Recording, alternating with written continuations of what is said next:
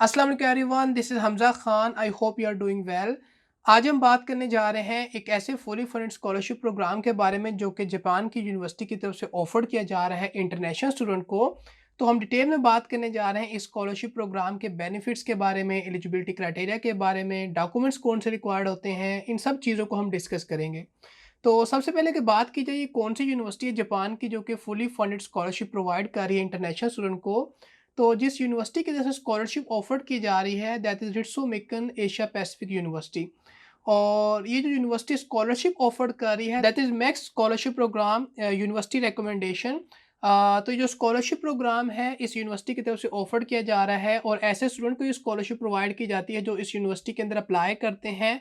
और देन जो यूनिवर्सिटी है वो एलिजिबल जो स्टूडेंट होते हैं उनको शॉर्टलिस्ट करती है और उनको रिकमेंड करती है इस स्कॉलरशिप प्रोग्राम के लिए। और देन जो नेक्स्ट है वो स्टूडेंट को जो रिकमेंडेड स्टूडेंट्स हैं उनको फर्दर शॉर्टलिस्ट करती है और स्टूडेंट की सिलेक्शन की जाती है मैक्स की तरफ से स्कॉलरशिप प्रोग्राम के जो स्टूडेंट को देन इन्फॉर्म किया जाता है उनकी स्कॉलरशिप के लिए। तो इट्स मीन कि अगर आप इस स्कॉलरशिप के लिए एलिजिबल होना चाहते हैं तो आपको इस यूनिवर्सिटी के अंदर अप्लाई करना होगा, ताकि यूनिवर्सिटी आपको, अगर आप एलिजिबिलिटी क्राइटेरिया को मीट कर रहे हैं तो आपको इस स्कॉलरशिप के लिए रिकमेंड करें। अब बात करते हैं कि इस स्कॉलरशिप प्रोग्राम के बेनिफिट्स क्या हैं। तो जो सबसे पहला बेनिफिट है वो ये कि स्टूडेंट को जो उनकी एडमिशन फ़ी है उसकी सपोर्ट प्रोवाइड की जाती है। और इसी के साथ-साथ ना सिर्फ उनको फुल जो है उनकी एडमिशन फ़ी की सपोर्ट प्रोवाइड की जाती है, स्टूडेंट को जो 100% उनकी ट्यूशन फ़ी है उसकी सपोर्ट ही प्रोवाइड की जाती है।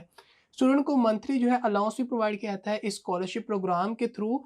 और इसी के साथ-साथ स्टूडेंट को जो एयर फेयर टिकट है वो भी प्रोवाइड की जाती है जब वो अपने होम कंट्री से जापान आते हैं डिग्री प्रोग्राम के लिए, और जब जापान से अपने होम कंट्री जाते हैं after completing the degree programme. और अगर बात की जाए स्कॉलरशिप प्रोग्राम किन स्टूडेंट्स के लिए अवेलेबल है, तो जो स्कॉलरशिप प्रोग्राम है वो ग्रेजुएट प्रोग्राम जो स्टूडेंट्स हैं उनके लिए अवेलेबल है। तो अब बात करते हैं कि स्कॉलरशिप प्रोग्राम के एलिजिबिलिटी क्राइटेरिया क्या है। तो ऐसे स्टूडेंट जो मास्टर्स या डॉक्टोरल प्रोग्राम के लिए अप्लाई करना चाहते हैं तो ऐसे स्टूडेंट एलिजिबल हैं कि स्कॉलरशिप प्रोग्राम के लिए अप्लाई कर सकते हैं।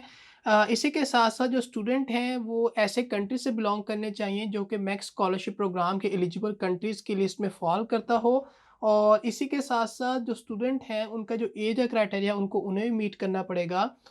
यानी जो स्टूडेंट हैं उनकी जो एज है वो 35 ईयर से ज़्यादा नहीं होनी चाहिए ताकि उन्हें इस स्कॉलरशिप प्रोग्राम के लिए कंसीडर किया जाए। और अगर जीपीए की बात की जाए तो अगर 3.0 स्केल की बात की जाए तो उसमें से अगर स्टूडेंट के पास जो जीपीए है वो 2.30 है, तो ऐसे जो एप्लीकेंट हैं वो एलिजिबल हैं कि वो स्कॉलरशिप प्रोग्राम के लिए अप्लाई कर सकते हैं। तो ये कुछ एलिजिबिलिटी रिक्वायरमेंट्स हैं जिनको हमने डिस्कस किया। तो आपको मेक श्योर करना है कि इन एलिजिबिलिटी रिक्वायरमेंट्स को और जो भी एलिजिबिलिटी क्राइटेरिया है उसको आपको मीट करना होगा ताकि आप स्कॉलरशिप प्रोग्राम के लिए एलिजिबल हो सकें।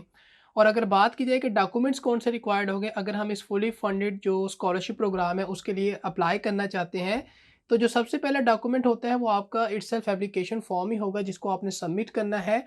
और इसी के साथ-साथ जो आप अपने जो एकेडमिक डॉक्यूमेंट्स हैं उनको सबमिट करेंगे, जिसमें आपका ग्रेजुएशन सर्टिफिकेट होगा, आप अपनी एकेडमिक ट्रांसक्रिप्ट को सबमिट करेंगे, रिसर्च प्रपोज़ल को आपने सबमिट करना है, पर्सनल स्टेटमेंट को आप सबमिट करेंगे, अपने पासपोर्ट की कॉपी को जो स्टूडेंट है उन्होंने सबमिट करना है, अपनी पिक्चर स्टूडेंट सबमिट करेंगे, जीआरई का टेस्ट स्कोर स्टूडेंट ने सबमिट करना है, रिकमेंडेशन लेटर को सबमिट करेंगे, लैंग्वेज प्रोफिशिएंसी जो सर्टिफिकेट होता है स्टूडेंट ने उसको सबमिट करना है। और इसी के साथ-साथ वो स्टूडेंट जो डॉक्टोरल प्रोग्राम के लिए अप्लाई करना चाहते हैं तो उन्होंने अपनी जो रिसर्च से रिलेटेड जो उनकी अचीवमेंट है वो उस डॉक्यूमेंट को सबमिट करेंगे। और इसी के साथ-साथ जो सुपरवाइज़र हैं उनकी जो कंफर्मेशन है वो भी स्टूडेंट के पास होनी चाहिए अगर वो डॉक्टोरल प्रोग्राम के लिए अप्लाई करना चाहते हैं।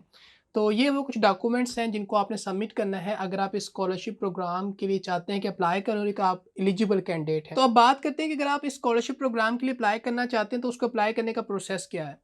तो सबसे पहली चीज़ तो ये है कि अगर आप चाहते हैं कि इस यूनिवर्सिटी के अंदर अप्लाई करें तो आपसे जो एप्लीकेशन फ़ी है वो रिक्वायर्ड होगी ताकि आप अपनी एप्लीकेशन को सबमिट कर सकें। स्टूडेंट को अपनी एप्लीकेशन को जो है सबमिट करना है इस यूनिवर्सिटी के अंदर ऑनलाइन, और जब अपनी एप्लीकेशन को सबमिट कर देंगे तो देन जो एलिजिबल कैंडिडेट्स होते हैं उनको शॉर्टलिस्ट किया जाता है यूनिवर्सिटी की तरफ से। यूनिवर्सिटी उनको शॉर्टलिस्ट करने के बाद उन स्टूडेंट को जो एलिजिबल कैंडिडेट हैं उनको मैक्स को रिकमेंड करेगी।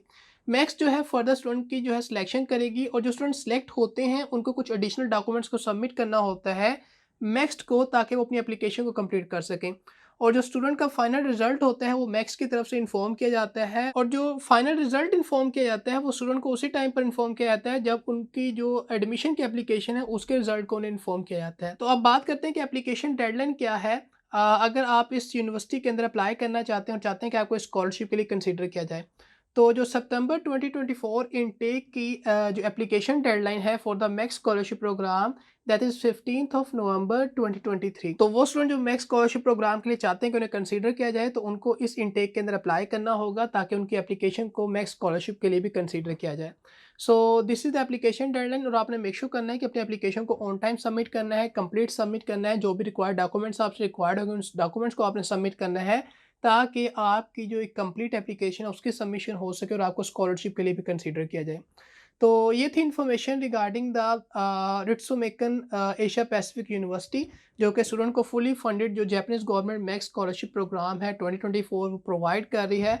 और स्टूडेंट को मेक श्योर करना है कि इस गिवन एप्लीकेशन डेडलाइन के अंदर अपनी एप्लीकेशन को सबमिट करना है।